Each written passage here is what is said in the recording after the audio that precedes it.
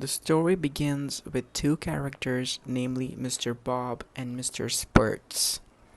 Here we have Mr. Bob, who is a focused man and has great discipline. He goes through life by knowing what he has to do and does not let the other factors, like the environment, decide or control his actions. And here we have Mr. Spurts, who is a genius man as well as hardworking, but he ain't disciplined. If everything around him is positive and up to his liking, he works like charm, whereas if things go otherwise, he's just a burden to the planet. Both of them are geologists and are in search of the most precious mineral out there on the planet Pintopia, the pin. Here on Pintopia, the pins are as precious as diamonds on Earth.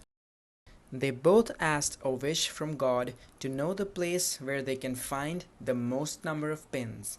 Now God, since he can't play favorites here, granted both of them what they asked for. He sent both of them to Pinland, not to be confused with Finland, where the finest of the pins are found.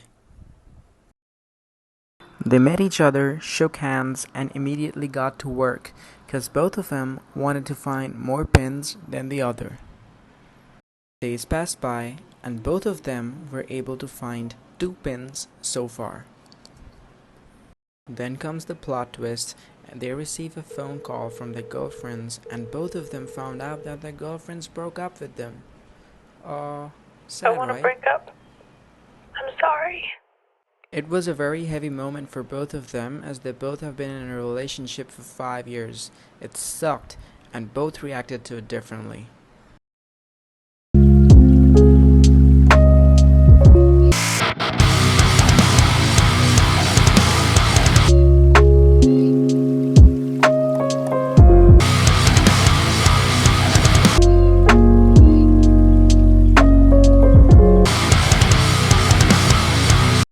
What's gone is gone.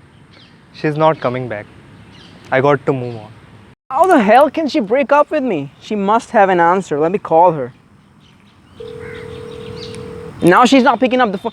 You stupid little piece of garbage! Now, as the days passed by, Mr. Bob, who was able to set aside what happened to him, continued working. Sure, he hated it, but he did it regardless. Whereas Mr. Spurts chose not to change his attitude and be controlled by his emotions like anger, fear, hatred, jealousy, etc. His emotions overruled him and took over him.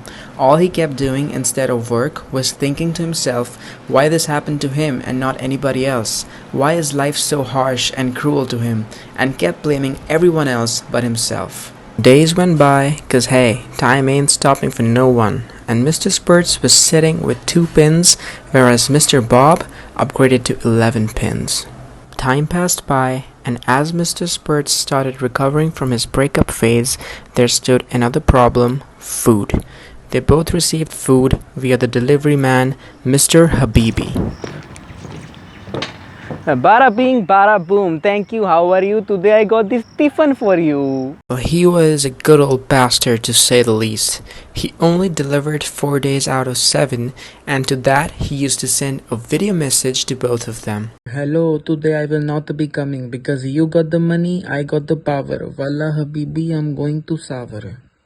So both of them had no other way but to suck up as much air as possible to keep them alive and going. Again to this, both of them reacted differently. Mr. Bob, even though his tummy is rumbling and has lack of energy, continues to work on his craft. Whereas Mr. Spurts starts getting angry for the delivery guy. Gosh, she's such an idiot, man. I mean, what's so hard? I mean, can't you deliver a food to a person? Like, let me call him and ask him. Hello, how are you, Habibi? Yeah, what Habibi? Like, bro, come on, give me my food. I gotta work, man. I'm here for limited days and you can't even deliver me food. Like, come on, bro, I'm starving. No, bro. Days go by and Mr. Spurts really lagged behind. Since he was not able to get his food regularly and on a daily basis, he just preferred to chill off and not work these days. This time, Mr. Spurts had just 5 pins and Mr. Bob was way ahead of him, sitting with 32 pins. Again, time went by and Mr. Spurts could do nothing but try and suck his emotions up because he finally realized he was lagging behind. So, he took a deep breath and started to put in the work.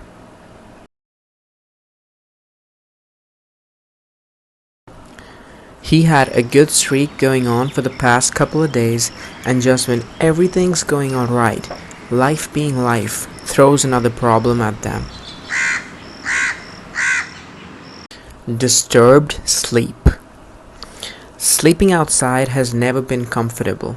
They came from well-to-do families, and the transition from the comfort of the bed to the hardness of the ground really hits them. The sound of the owl, the chirping of the crickets, and the fear of being eaten alive by God knows what really messed up with their sleep. Both are sleep deprived and it really takes a toll on them. Their eyes are all tired, their bodies are tired, their minds are tired, their souls are tired, and they both react to it differently. Mr. Bob, who's completely tired, knows what's at stake and knows that he ain't a quitter. He brings up his bottle of coffee every single day at work so that caffeine can fight with his sleep. And he also brings another bottle filled with water to wash his face whenever he yawns during the day.